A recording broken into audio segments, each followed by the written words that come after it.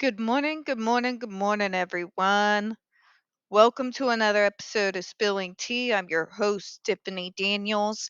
We are going back to that horrible world known as the JRC, but before we do the usual disclaimers, I am very happy to report that I did the chores so well my previous call center weekend that doing them this morning was a breeze. I just went right on through. So, that's why you're seeing me a little bit earlier than usual. All right, folks, if you are unfamiliar with the Stock the Shocks campaign or the campaign against the troubled teen industry, you're going to find all the pertinent links right there in the description box. Please, in particular, take note of the article in there written by NeuroClastic, a small non for profit started by autistics for autistics. In it, they interviewed over 900 ABA professionals in regards to the Judge Rotenberg Educational Center's so called behavior modification program. The Judge Rotenberg Educational Center does not want you to read that article so much. They threatened NeuroClastic with a defamation lawsuit. They did not remove it from the website. NeuroClastic has refused. You know the drill. Please read the article. Share it on all your social media. Trigger warning 1. When we discuss places like the Judge Rotenberg Educational Center or Agape Boarding School for Boys, you're going to hear vivid descriptions of and catch clips or surveillance footage of people with mental health issues and disabled people being tortured and abused.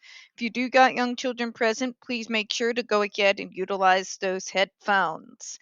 Trigger warning 2. This channel is marked not for kids for a reason. We use profanity on occasion, and we do speak on dark subjects. If your child is 16 and younger and they are watching this, very obviously, parental supervision is advised, all right? Another, just kind of in general warning, allergies are killing me. Killing me, okay? So you might hear some weird noises, some sneezing, or some coughing. I apologize for that in advance. This is an amateur channel here, let's face it. And that's being kind, alright? Also, again, apologize for my appearance, but when it's on my weekends and I'm not going to Silver Dollar City or something else fun, this is what you get, alright? Alright, so folks, where we left off the other day. Although the 2005 program review and the 2006 observations and findings both examine practices at JRC, their scope and purpose are separate and distinct. Again, we went over this yesterday.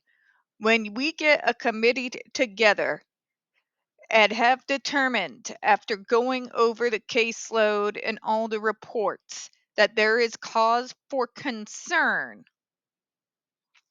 Yeah, we are the crew of when things go wrong, right? Our job is to not swallow whatever propaganda you want to force down our throats, pat you on the back and call you a good boy. Our job is to not allow you to guide us to show us only the things that you want us to see. Our job is to get down to the bottom of why there are so many disturbing reports that we are receiving in regards to what's going on at your facility. We are there to see not what you want us to see, but what your program actually looks like behind closed doors, hence why they are called unannounced. Okay? You're not going to get to the bottom of something by announcing that you're going to be arriving, because what do we know about those type of things, folks? They're going to clean up. They're going to be on their best behavior. They're going to do everything humanly possible to hide what it is they're actually up to. That's why unannounced visits, when there's cause for concern, is important. It's essentially catching you with your pants down. You know what I'm saying? All right, good. The further, the 2005 document contemplated all students from New York, whereas the 2006 document considered those whose behavioral intervention plans included use of ESDs. So, what this is saying here is the concern is not just about the New York students. It is about the overall program in and of itself. Okay? You can get a pretty good view of what's actually going on and what a program is actually doing when you don't just focus on particular students. When you are reviewing an entirety of a program,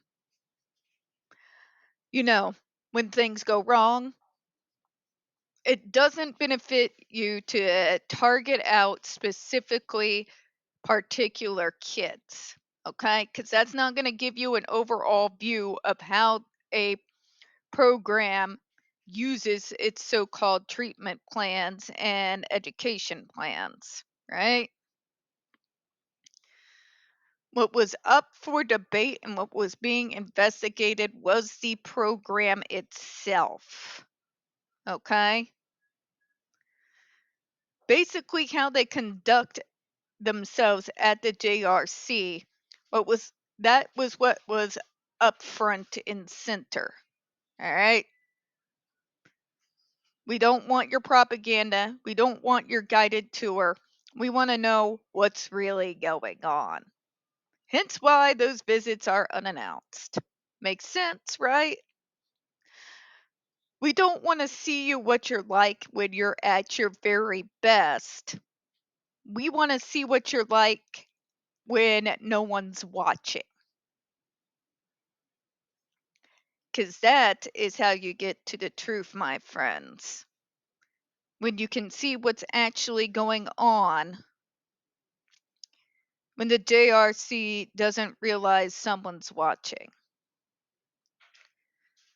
Thus, to the extent these documents shed light on the use of ESDs for SIB or AB, the 2006 document is more relevant than the 2005 document for all the reasons I just listed, folks. For all the reasons I just listed. I want to remind you that 2006 report was not just about in regards to use to the GED device. It was an overall look at the entirety of the system that the JRC had in place. We are talking about how they maintained their food. And if you remember how horrifically that was, how things weren't being refrigerated properly, or how kids had to literally do things in order to earn every single bite of food. And when a dish that is temperature sensitive was the one that was being served that evening, that it was absolutely dangerous to not serve it at the right temperatures. That's one of the things that were found in the report. It was an overall unannounced review of the entirety of the program, not just the GED device. Okay? Now, the FDA is not concerned with the full look of the entirety of the JRC program. What they gave special weight to was the observations in regards to how the GED device was being used on the poor individuals that were strapped to them. Okay? And what they came to find was damning. And had this been any other school anywhere else, as soon as that report came out, that place would have been buried and gone the way of the dodo. All right? All right. So, short video for the first one today. We're going to go ahead and close out. We don't get very many views on this channel. The few that we do tend to get removed from time to time. So please don't forget to hit the like button, hit subscribe. Don't forget to hit the comments. I appreciate your time this morning. And as always, folks, we here at Spilling Tea hope you have a good one. We'll see you next time.